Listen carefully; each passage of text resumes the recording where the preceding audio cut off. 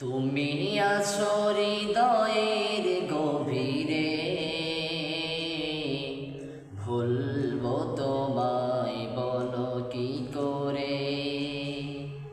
তুমি আছো হৃদয়ের গভীরে, ভুলবো তোমায় বলো কি করে। দেখি নাই তোমারে কোনো দিন, তবু আছো স্মরণে অমলি। দেখি নাই তোমারে কোনো দিন, তবু আছো স্মরণে অমলি। প্রেমের ভুবনে তোমারি বিরহ ব্যথায়, নিশীতে শ্রীফালিরা ঝরে। তুমি আছো হৃদয়ের গভীরে, ভুলবো তোমায় বলো কি করে। সম্মানিত উপস্থিতি, আমাদেরকে জবান দিয়েছে কে? একটু আওয়াজ দিয়ে বলেন, জবান দিয়েছে কে? আল্লাহ পাক। আমাদের কথা বলার শক্তি দিয়েছে কে? জোরে কথা বলার শক্তি দিয়েছে কে? আল্লাহ। তে আল্লাহ জবান দিয়েছে, কথা বলার শক্তিও আল্লাহ দিয়েছে। এই জবান দিয়ে কি বাঁচে কোনো কথা বলা যাবে? সবাই বলেন যাবে? আমাদের হিসাব দিতে হবে। পৃথিবীতে এসেছি, চলে যাব, চিরদিন কেউ থাকতে চাইলেও থাকতে পারবে না। আমরা এসেছি, আবার আমাদেরকে চলে যেতেই হবে। আমাদেরকে যে আল্লাহ 60-70 বছর হায়াত দিয়েছেন, আল্লাহ পাক যে উদ্দেশ্যে আমাদেরকে পাঠিয়েছেন, যে সময়টুকু আমাদেরকে দেওয়া হয়েছে, এই সময়ের পুঙ্খানুপুঙ্খানুভাবে আল্লাহ পাক হিসাব নেবে। আমাদেরকে হিসাব দিতে হবে। কিভাবে আমি আপনি এই সময় নষ্ট করি, সময় কিভাবে আমরা ব্যয় করি, সময় কিভাবে আমি আপনি পাস করি, সমস্ত সময়ের হিসাব কাল কিয়ামতের ময়দানে আল্লাহর সামনে দিতে হবে। ইসলামের একজন খলিফা ছিলেন, খোলাফায়ে রাশিদিন, যে 4 জন সাহাবী ছিলেন। 1 নাম্বার হযরত আবু বকর, 2 নাম্বার হযরত ওমর, 3 নাম্বার হযরত উসমান, 4 নাম্বার হলেন হযরতে আলী। আমরা আজকে একজন সাহাবীর জীবনী থেকে কথা বলবো এবং শুনবো ইনশাআল্লাহ।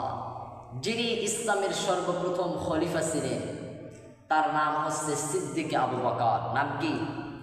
সিদ্দিকে আবু বকর। আমি আপনি হিসাব দেব, এটা নিয়ে কোনো চিন্তা ফিকির আমাদের মধ্যে নেই। কিন্তু আবু বকর কেমন সাহাবী ছিলেন, তিনি কেমন মানুষ ছিলেন, আজকে আলোচনা থেকে আমরা জানবো এবং শুনবো ইনশাআল্লাহ। সিদ্দিকে আবু বকর, পৃথিবীর মধ্যে যত নবী এবং রাসূল এসেছেন, সমস্ত নবী এবং রাসূলদের পরে যার মর্যাদা, অর্থাৎ সমস্ত উম্মতের মধ্যে নবী এবং রাসূলের পরে যত মানুষ পৃথিবীর মধ্যে আছে, সমস্ত মানুষের মধ্যে শ্রেষ্ঠ হচ্ছেন সিদ্দিকে আবু বকর। সুবহানাল্লাহ। আল্লাহর রাসূল তিনি বর্ণনা করেন যে আমার আবু বকর কেমন আবু বকর, যেই আবু বকরকে আল্লাহ পাক জান্নাতের সুসংবাদ দিয়েছে। সুবহানাল্লাহ। যেই 10 জনকে আল্লাহ পাক পৃথিবীর মধ্যে জান্নাতের সুসংবাদ দিয়েছেন, জান্নাতের সার্টিফিকেট দিয়েছেন, সেই 10 জনের মধ্যে আবু বকর একজন। তাহলে ইসলামের সর্বপ্রথম খলিফাও হলেন হযরত আবু বকর। আবার জান্নাতের সুসংবাদ প্রাপ্ত 10 জন সাহাবী, তার মধ্যেও আবু বকর একজন। আমি আপনি হিসাব দেব, এই হিসাব নিয়ে আমার আপনার কোনো চিন্তা নেই, কোনো ফিকির নেই। কিন্তু আবু বকর জান্নাতের সুসংবাদ প্রাপ্ত হওয়ার পরে আবু বকর কি চিন্তা করেছেন? হযরতে আবু বকর রাদিয়াল্লাহু তাআলা আনহু একবার একটা গাছের নিচ দিয়ে যাইতেছিলেন। সেই গাছের পাতাগুলো, একটা বকরি একটা ছাগল সেই গাছের পাতাগুলো চিবিয়ে চিবিয়ে খাইতেছিল। আবু বকর রাদিয়াল্লাহু তাআলা আনহু সেই বকরির দিকে তাকিয়ে বললেন, হে বকরি, আজকে যদি আমি তোমার মতো মানুষ না হয়ে যদি তোমার মতো বকরি হয়ে যেতাম, তাহলে আল্লাহর দরবারে আমাকে দাঁড়িয়ে হিসাব দেওয়া লাগতো না। গাছের দিকে তাকিয়ে বললেন, হে গাছ, আজকে যদি আমি তোমার পাতা হয়ে যেতাম, আমাকে ছাগল পশু পাখি আমাকে চিবিয়ে চিবিয়ে খেয়ে ফেলে দিত, আমি পায়খানার রাস্তা দিয়ে বের হয়ে যেতাম, আল্লাহর দরবারে আমাকে দাঁড়িয়ে হিসাব দেওয়া লাগতো না। আবু বকর নিজেই নিজেকে ধিক্কার দিয়ে বলতেন, হে আবু বকর, তুই কেন মানুষ হইলি? আজকে মানুষ হয়েছিস, আল্লাহর দরবারে কিভাবে দাঁড়িয়ে হিসাব দিবি রে আবু বকর? আজকে যদি তুই মানুষ না হয়ে পশু পাখি হইতি, তাহলে তুই শেষ হয়ে যাইতি, আল্লাহর দরবারে দাঁড়িয়ে তোর হিসাব দেওয়া লাগতো না।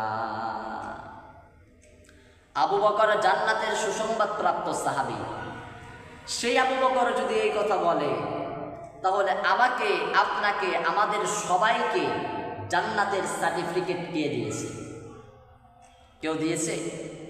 সবাই বলেন জান্নাতের সার্টিফিকেট আমরা পেয়েছি, কিন্তু আমাদের চাল চলন, আমাদের চলাফেরা দেখে মনে হয় আমরা সাহাবী কেন, নবীরা কেন, সমস্ত মানুষের মধ্যে থেকে আমরাই শ্রেষ্ঠ।